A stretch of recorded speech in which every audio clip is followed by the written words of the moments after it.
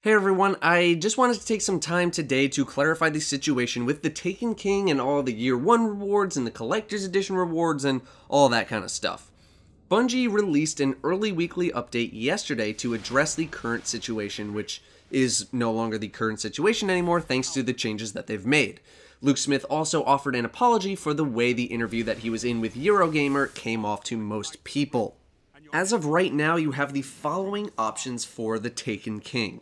You can buy the digital version of the Taken King and nothing else for $40 or your regional equivalent. This was always an option, and there is no physical edition of the Taken King with just the Taken King.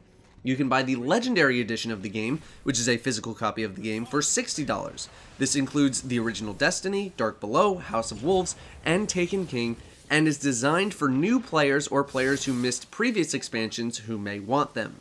You can buy the Digital Legendary Collector's Edition, which is $80. This comes with Destiny, Dark Below, House of Wolves, Taken King, and 3 class-specific emotes, armor shaders, and class items, those latter items being the Collector's Edition items. You can buy the Physical Collector's Edition, which comes with everything that the Digital Edition does, plus some physical goodies, which is also $80, which we'll talk about later. However, the problem here was that there was no way to get the Collector's Edition items without having to purchase things that you may have already had. This was mainly a problem with the Digital Collector's Edition. I don't think as many people had a problem with the Physical Edition because you were paying for all of those physical items that you get. This, combined with a less than stellar interview, naturally made a lot of people upset. Now, Bungie is working to make the digital content from the Collector's Edition available in a $20 bundle available on September 15th, 2015, the day of the Taken King.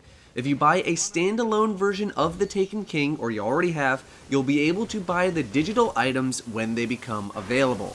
If you get a copy of the Legendary Edition at a retailer, you'll also have the option to buy the digital content to upgrade. So instead of having to pay $80 if you wanted those items, it's now $60 for the Taken King and those Collector's Edition items. This was one of the major complaints that the community had at the time. On top of all this, there are special rewards for Year 1 players and only Year 1 players. Bungie said that there would be these VIP rewards already, this is not a new thing, but yesterday they revealed what they look like. So far, those items are an emblem, shader, and a sparrow, pictured here, and they are free if you qualify. To qualify for the VIP Year 1 rewards, you need to do the following. 1. Be light level 30 or own both Dark Below and House of Wolves before August 31st, 2015. 2. Buy and play the Taken King before February 1st, 2016. So basically, if you've been playing and are planning to continue to play, then you will be rewarded. Note that supposedly even more rewards are coming to the Year 1 players, we just don't know what they are just yet. I've seen people complain that they have to purchase the Taken King in order to get those Year 1 rewards, but if you care enough about Destiny to want the Year 1 rewards, but don't care enough about Destiny to want to play the Taken King, then I'm sorry, I just really don't know what to tell you. To those of you who purchased a digital Collector's Edition in order to get the Collector's Edition items, even though you own the previous content, Bungie hears you, and they will have more information for you very soon. My guess would be that they would offer a refund of the difference, but I don't know exactly what they are doing for certain. That is the deal with the Taken King, its rewards, the Collector's Edition, and all that stuff. Hopefully that clears some things up for you. Now, while the internet has calmed down significantly, despite this supposedly being the solution to the original problem at hand, the emotes being stuck behind an $80 paywall, this has still angered the internet, although for a different reason. The main reason the internet is mad now is that they've actually learned that the emotes, shaders, and class items, which I will just refer to as emotes for the rest of the video, have been valued at $20. They've pretty much always been valued at $20. I'm honestly pretty surprised that people didn't come to this conclusion earlier. People say that they don't think the items are worth what are basically the price of a previous expansion. However, large-scale transactions are not new to gaming. For example, a special World of Warcraft mount is $25, half the price of the current expansion. Obviously, a mount isn't equal to half of the experience of the current expansion. Champion skins in MOBAs like League of Legends are bought for around 10 to 15 bucks, as high as 20 bucks. Call of Duty map packs are 15 bucks. Hearthstone is slowly introducing new character classes to play as for $10 a piece. They have zero effect on the game, come with a different card back, and different emotes based on the character. Essentially, people are saying that they don't think the price matches the items. If you want to look at it from a microtransaction point of view, each thing in the collector's edition pack is worth $2.22, which is almost along the lines of what you'd expect from other games. For example, Call of Duty featured weapon skins for $1.99 each. Borderlands features heads and skin packs for $1 a piece. So on a per item basis, it's pretty close, but the problem is that you have to purchase all of these things in one group all at one time, which is what a lot of people have a problem with. However, to play a little devil's advocate, the reason the price might be so high is that these items are not being treated like a typical microtransaction, but rather a collector's edition style item, you know, like it says that they are. You're not paying for the items themselves. You think that Ghost in the Ghost edition of Destiny of the original game is worth 40 to 50 bucks? No. People bought it for the rarity or because they wanted to invest more in the game compared to other people, whether that's because they wanted to or simply had the funds to do whatever they wanted. When you're buying something like this, you might be buying for the rarity and the collector's-like nature of the items, not necessarily the items themselves. No one in their right mind is buying a World of Warcraft mount for $25 because it's a good value. The same concept is applied here. You're not buying for value. Not many people are buying cosmetic items because it's a good value or a good deal.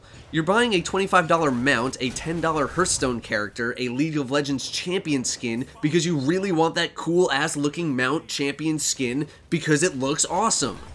Once again, I'm just playing devil's advocate. I know essentially no one is going to agree with this, but that's kind of how things are with regards to big cosmetic purchases. It obviously doesn't change the fact that, yeah, they're a little bit expensive. If the price were brought down, obviously that would make a lot of people happy.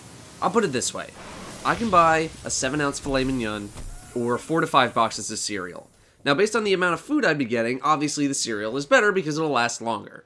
But I don't buy a steak because it's a good value. I buy it because steak is goddamn delicious and I just want one for dinner.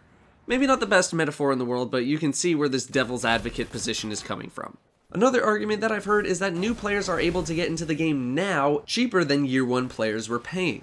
I've seen Year 1 players argue that new players should have to pay the same amount as Year 1 players because it's not fair that they get the game cheaper.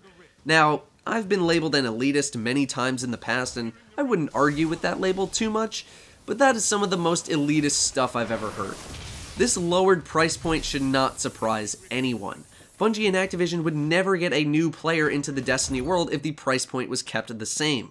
Those players missed out on the first year of Destiny. They missed out on Vault of Glass being relevant, Crota's End, Prison of Elders, and just other content being relevant when it was. And they missed all of those experiences. And it shouldn't come as a surprise that when you first buy a game, you're going to be paying full price for the game, and that eventually it'll drop in price as time goes on. Most MMOs do something similar with their expansions. For example, Guild Wars 2 has a new expansion coming out and is bundling the base game with the expansion. No one there is complaining that new players are getting an easier entry price, although players were complaining, but for a much different reason that really isn't relevant to this conversation. Final Fantasy XIV Heaven's Ward is a new expansion, but you can buy the bundle for $60, which includes the base game, a previous expansion, and Heaven's Ward. World of Warcraft probably has 4 or 5 expansions for $20 at this point. Now, if you wanted to argue that new players were going to be able to not technically waste their money buying something that they don't need, then I could see your point. However, you too now have the option to not waste your money on stuff that you don't need in order to, well, buy stuff that you maybe don't need. I've also seen complaints that the physical and digital collector's editions of the game are the same price despite the physical edition coming with actual physical goodies. I don't have any sort of devil's advocate for this because I don't really know why that is. It seems pretty weird to me that they would be the same price. After all, you pay for the physical edition for the physical stuff, and having it being the same price as the digital, which gets you no physical stuff, doesn't really seem that fair. I highly doubt that they'd want to move the price on either of these though, as making the physical edition more expensive would just piss people off, and making the digital version $10 cheaper, which I think would be fair, probably isn't going to happen, but we don't know just yet. At the end of the day, the two sides are never going to see any sort of agreement on cosmetic microtransactions.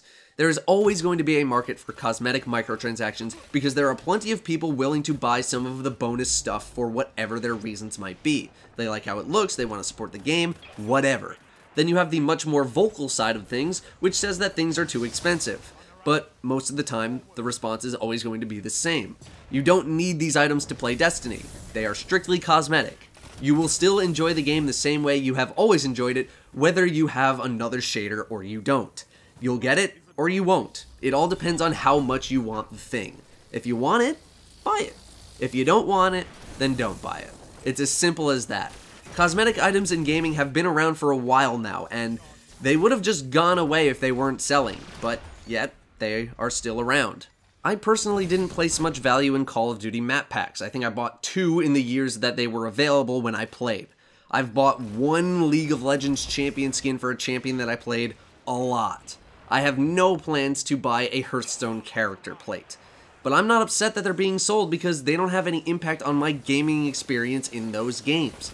I'm not invested enough to care about having them. The same should apply to everyone with Destiny. I have no problem with cosmetic items. I see the price, I might scoff to myself, and that's the end of it for me personally. I have no desire to take it any farther than that. So I'll just take the neutral position. Buy it if you want it, don't if you don't.